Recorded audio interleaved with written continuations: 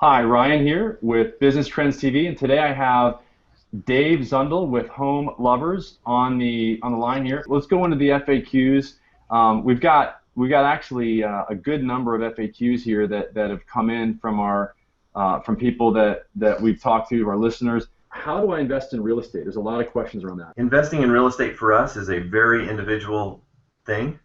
So we don't believe you can go to Barnes& Noble and buy a $9.95 book and find one solution that's going to fit everybody. So the first step for us is always making sure that you are clear and that we understand what your long-term goals are. Once we know that, it's easy for us to focus in on the type of plan that it's going to take for you to achieve those goals. And then the third step is going out and actually acquiring the best product, the best houses to meet the objectives of that plan. So yeah, it always starts with making sure that we know where we're headed. I would always be very suspicious if you made a phone call, introduced yourself to a realtor, and he was ready to just hit the streets and start showing you homes. He can't possibly know if he's showing you the right property if he doesn't get into your situation a little bit deeper. Right. If you were recommending to a friend, what to look for, what things would you look for in a property management company? The first thing we always look for is expertise and some stability. Somebody that's been in the market for a while. Most people, you may not realize that anybody with a real estate license can start managing properties, but that doesn't necessarily mean that they have the skill set. So do a good interview with them, make sure that they've been in the industry for a while. Another thing that we think is really important is that they've owned investment real estate themselves. It's difficult for somebody that has never been in your situation to understand where you're coming from if a tenant is late. So for us, that experience with actually owning real estate is huge. Awesome. So it sounds like it's a combination of experience and just understanding the market and making sure that property management company really understands their craft, if you will. Yeah, and you need to know they're in it for the long haul. After the real estate crash, we had lots of people who couldn't sell real estate anymore that looked at property management as a way to supplement their income. That's not necessarily the guy that you want taking care of your home. Right now, Phoenix market is improving a lot in terms of real estate sales. So a lot of those guys that have only been in the market for a year or two are going back to something that they really prefer, which is real estate sales. So yeah, that time in the market is a big indicator that this is what they want to do, this is their chosen career, and that they're going to do a good job for you long term. Awesome. Thanks for that. Now, if somebody was going to experience you guys as property management companies, what would that experience be like? Can you give us an idea of what that experience might be like?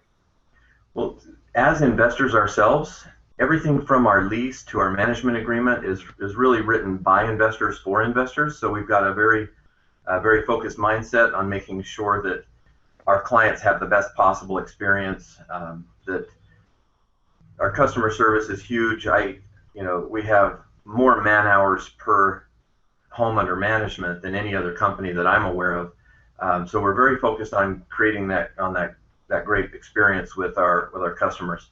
And since we do have that investor mind frame, and we're always focused on maximizing return on investment. So things like marketing are handled very, very thoroughly. We have dedicated staff that handles incoming calls for tenant inquiries. So we're always looking for ways to eliminate days vacant, which again equates to making our clients more money. What are the biggest challenges when working with a property manager? So property manager challenges. Probably the biggest thing that we run into is not as much with our commercial investors, the guy that owns 60 houses, but it's being able to let go. Some of those things that we talked about, a property manager saving you time and saving you days vacant, really depend on the owner of the house being able to evolve that relationship of trust so that they're not, they're as comfortable and relaxed as possible, and having somebody else take care of those things.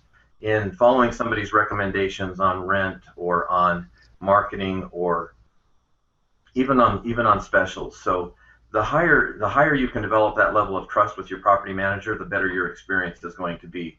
The more control you need over all those day-to-day decisions will probably create tension with your property manager and may end up making property management a bad choice for you.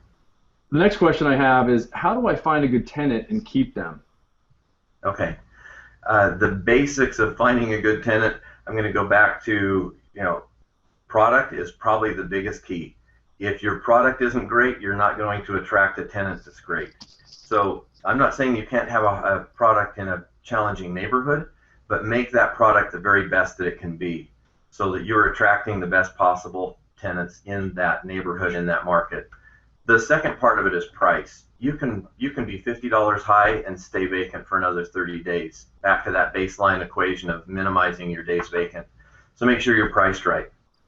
Once your product is right and your price is right, you're at least having a chance to attract those best possible tenants.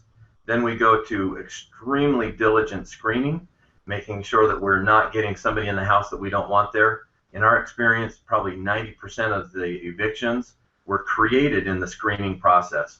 All the warning signs were there. Either your eagerness to get the house leased, to get the rent coming in, caused you to be less vigilant in the screening process than you probably should have been. Okay, why should I invest in Phoenix? What's going on in Phoenix that would make it desirable, and why should people invest in Phoenix? The whole market has been a buzz over the last 10 years. Phoenix especially had a huge run-up and a huge crash. So people are a little cautious around the country. But one of the things that never goes away in Phoenix is our sunshine. And, if you look at all the positives of Phoenix, it's easy to see why our population has exploded over the last 50 years. Those are 12 months a year of good weather. Some people might argue about the 3 that we're just coming out of. But for us locals, you get used to the heat, but it's nice to have sunshine all the time. It's nice not to have to shovel snow. So as we look at the baby boomers that are still shifting into retirement and where they want to live, you're going to find a lot more people moving Chicago to Phoenix, and you're going to find people retiring from Phoenix and going to Chicago. Nothing against Chicago. It's just people want a warmer climate. No natural disasters here. Every time I turn the news on, I'm reading about a hurricane or a tornado or flooding or another piece of California ending up in the ocean. We don't have any of that here. So Arizona is a very safe, very attractive place, and as a result, population is being driven up, and that leads to demand for homes, demand for product, and obviously some number of those people want rentals. So we are a very good, solid, long-term play for investment properties. Gotcha.